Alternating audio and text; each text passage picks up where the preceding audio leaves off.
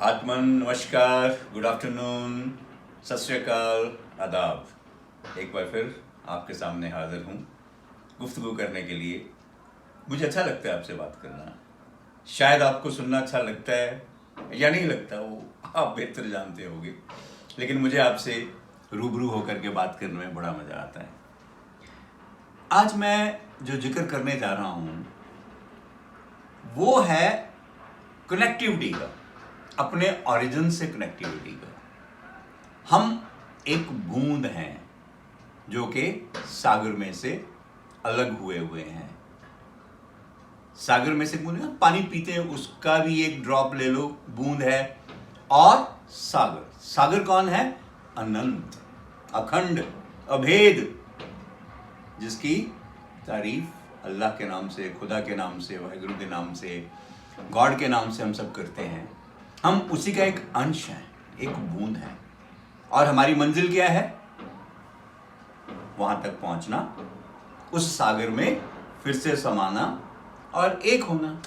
जैसे नदियां पहाड़ से चलती हैं, बहती जाती हैं, अपने आप बहती जाती हैं जब तक कि सागर में जाके समा नहीं जाती। वैसे ही हमारी जिंदगी एक नदी के बहाव की तरह है जो बहती जाती है और अंत में अनंत में समाने की उसकी जो जर्नी का अंत है वो सागर में समाने से ही पूरा होगा।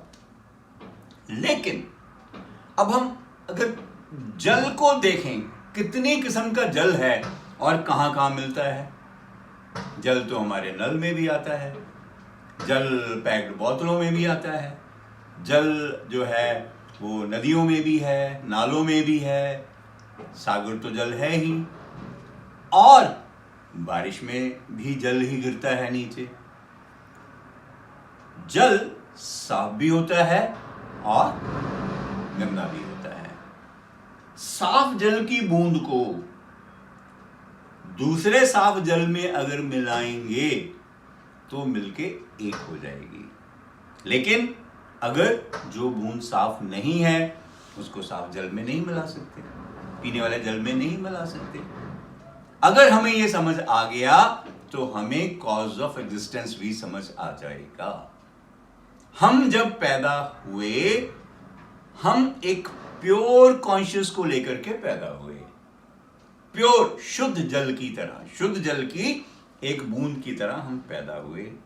लेकिन उसके बाद ये जो बूंद सी जल की, ये धीरे धीरे धीरे पल्यूट होती गई, मैली होती गई, और जब हम शरीर को छोड़ के जीवन यात्रा पूरी करके वापस जाते हैं तो हमारी ये जो बूंद है, जो ईश्वर का अंश है, वो इतना मैला हो चुका होता है कि दोबारा जाके शुद्ध जल में मिलने के काबिल नहीं रहता।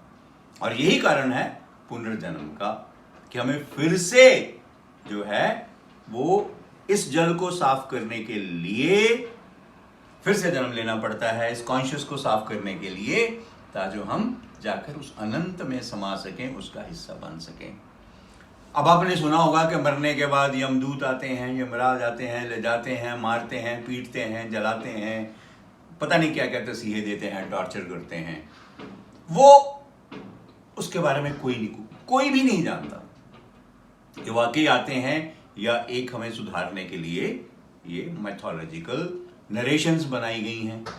लेकिन ये तय है कि जब तक जल को शुद्ध नहीं करेंगे, मैले जल को हम प्यूरिफाई नहीं करेंगे, वो अनंत में सागर में मिलने के काबिल नहीं हो पाएगा। अब वो शुद्धि जो है, हो सकता है अगर हम स्वयं को शुद्ध नहीं करते, अपने आप को शुद्ध नहीं करते, तो हो सकता है हमारी धुलाई जो है मरने के बाद यमराज यमदूत करते ही हो। किस ढंग से करते हैं वो तो नहीं पता, वो तो जाने के बाद ही पता लगेगा। लेकिन ये तय है कि जब तक हम शुद्ध नहीं हो जाते, हम अनंत में नहीं समा सकते, नहीं मिल सकते।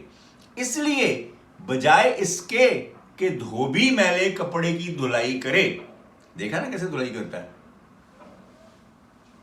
ऐसे करता ना, पत्थर के ऊपर मार मार के धोता है उसे। तो बजाय इसके कि यमदूत, यमराज नाम का धोबी हमारी कॉन्शियस की धुलाई करे, और हमारी सफाई करके हमें फिर से साफ करके पुनर्जन्म में और शुद्धि के लिए यहां भेजे, तो बेहतर है हम अपनी सफाई खुद ही कर लें। वो ज्यादा बेहतर नहीं होगा? हम we are capable, we have been empowered to purify our consciousness. हम कर सकते हैं अपनी सोच के जरिए, अपने एक्शंस के जरिए। हम एक्चुअली क्या है, जिंदगी में आते हैं ना, तो we are attracted towards bliss, towards enjoyment. We are attracted towards the things which fascinate us, which attract us, which influence us positively. जैसे देखने को चीज अच्छी लगती है, हम खींचे जाते हैं, आंखों से देखते हैं। सुनने को चीज अच्छी लगती है, हम कानों से सुनते हैं, ठीक है ना। कुछ सूंघने को अच्छी चीज लगती है, हम सूंघते हैं। लेकिन ये कानों की, दृष्टि की, नाक की, जुबान की सही इस्तेमाल से हम अपनी कॉन्शियस को साफ रख सकते हैं और साफ कर भी सकते हैं। लेकिन साफ करने की जो क्रिया है वो हमारी एक्सेप्टेंस से स्टार्ट होगी, कि हम पहले एक्सेप्ट करें कि यस, हमारी कॉन्शियसनेस जो है वो जरूरत है उसे सफाई की। अनफॉर्चुनेटली इंसान इस चीज को नहीं समझता, कोई भी नहीं समझता। मैं भी नहीं समझता था जब तक मुझे जागृति नहीं मिली। कुछ तो ईश्वर के आशीर्वाद से मिलती है ये जागृति, कुछ आपको अपने आप से, स्वयं से अपलिफ्ट करना पड़ता है अपने आप को। तब आपको ये जागृति आएगी कि मेरी कॉन्शियस में जो भी मैल है मैं उसे दूर कर सकूं। और ये काम आप स्वयं ही कर सकते हैं, और आप स्वयं करेंगे तो उतना बेहतर तरीके से होगा। जैसे बारिश का पानी एक जगह इकट्ठा हो गया, उसके बाद क्या होता है कि धूप से वक्त के साथ साथ वो अपने आप इवेपोरेट होता है, तो गंदगी नीचे रह जाती है और शुद्ध पानी वायु में जाकर फिर से बादलों का रूप लेकर के फिर से साफ होकर धरती पर बरसता है। ठीक वैसे ही हम अपनी अशुद्धियों को पहचाने, अपनी कॉन्शियसनेस की अशुद्धियों को पहचाने और उन्हें सेटल होने दें, सेडिमेंट होने दें, और स्वयं इवेपोरेट होकर अपनी कॉन्शियसनेस को साफ करें। ये एफर्ट से होगा, कोशिश से होगा। सबसे पहले एक्सेप्टेंस से होगा, एक्सेप्ट करना पड़ेगा, फिर कोशिश करनी पड़ेगी, और फिर इसके ऊपर बार बार प्रैक्टिस करनी पड़ेगी। लेकिन उसके लिए अवेयर होना और अवेयर रहना उतना ही इंपॉर्टेंट है अपने मकसद के ऊपर, कि हमारी जिंदगी का ऑब्जेक्टिव क्या है। यार, हमारी जिंदगी का ऑब्जेक्टिव सिर्फ खाना खाना और सोना नहीं है। सिर्फ खाना खाना और सोने के लिए हम पैदा नहीं हुए हैं।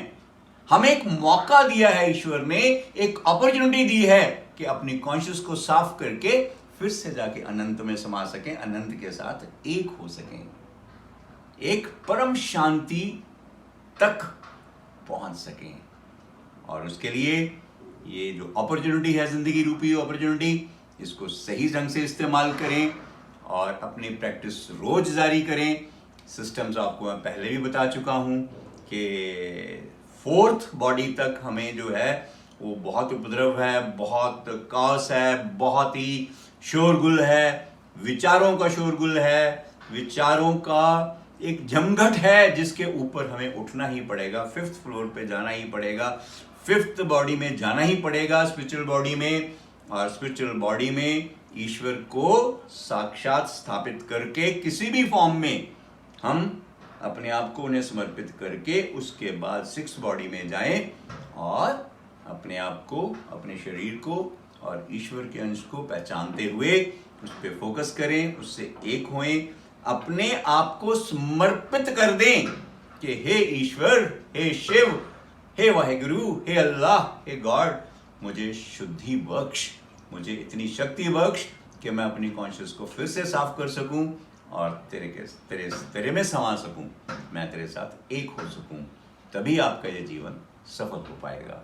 दोस्तों, इसके साथ ही मैं आज आपकी प्रेजेंटेशन बंद करता हूं, खत्म करता हूं यहीं पे। ईश्वर आपको शक्ति दे कि आप अपने आप को साफ करके फिर अनंत के साथ एक हो सकें और आपकी जीवन यात्रा सफल हो सके। God bless you, be blessed always. नमस्कार।